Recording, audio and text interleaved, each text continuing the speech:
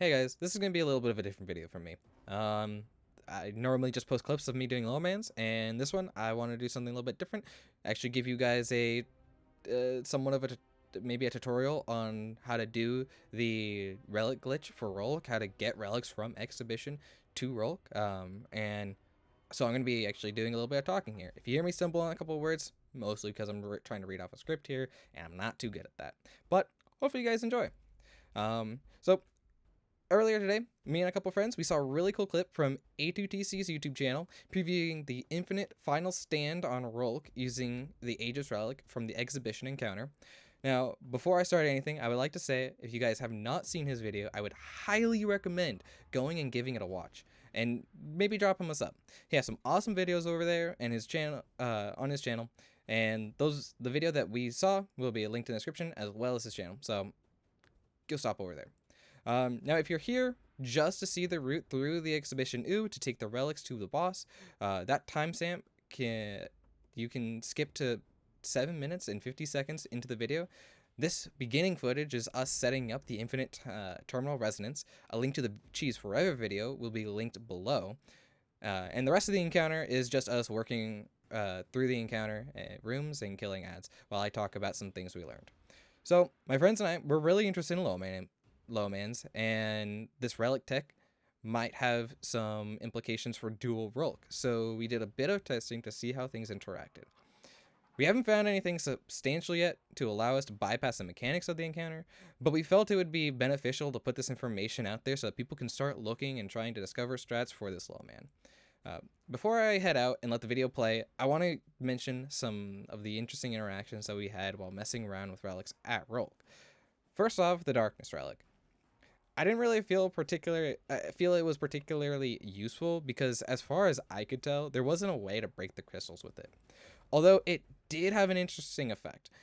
If you used it to shoot the final wipe crystal that Rhulk shows you after you failed to use your leeching buff twice, then it will play the animation for the rest of your fire team of the crystal breaking over and over again, but the user of the relic will just be hitting immunes, and inevitably you will wipe.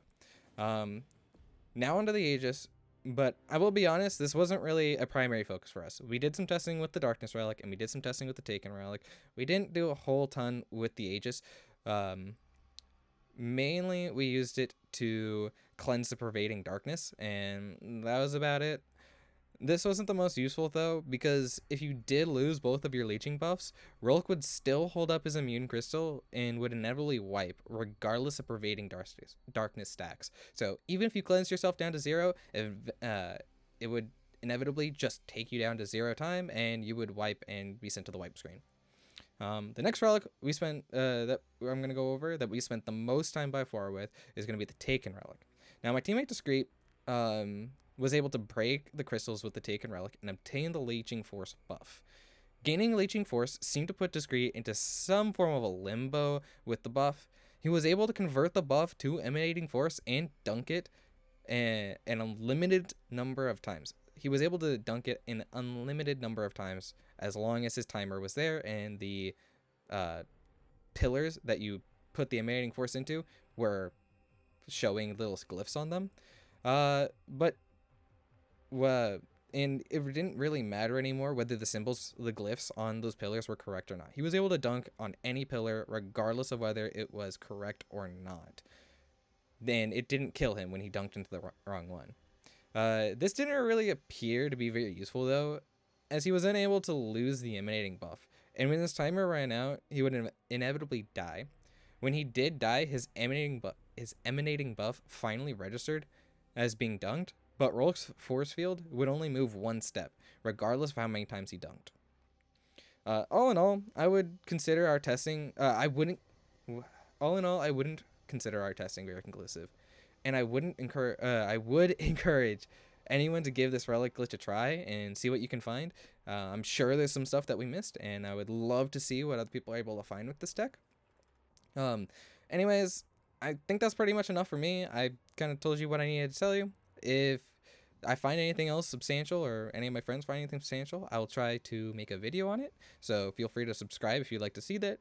And if you have any questions, you are more than welcome to leave a comment down below, and I'll try to respond to as many as I can. But I'm just going to let the video play out now, and I hope you guys have a wonderful day. Peace.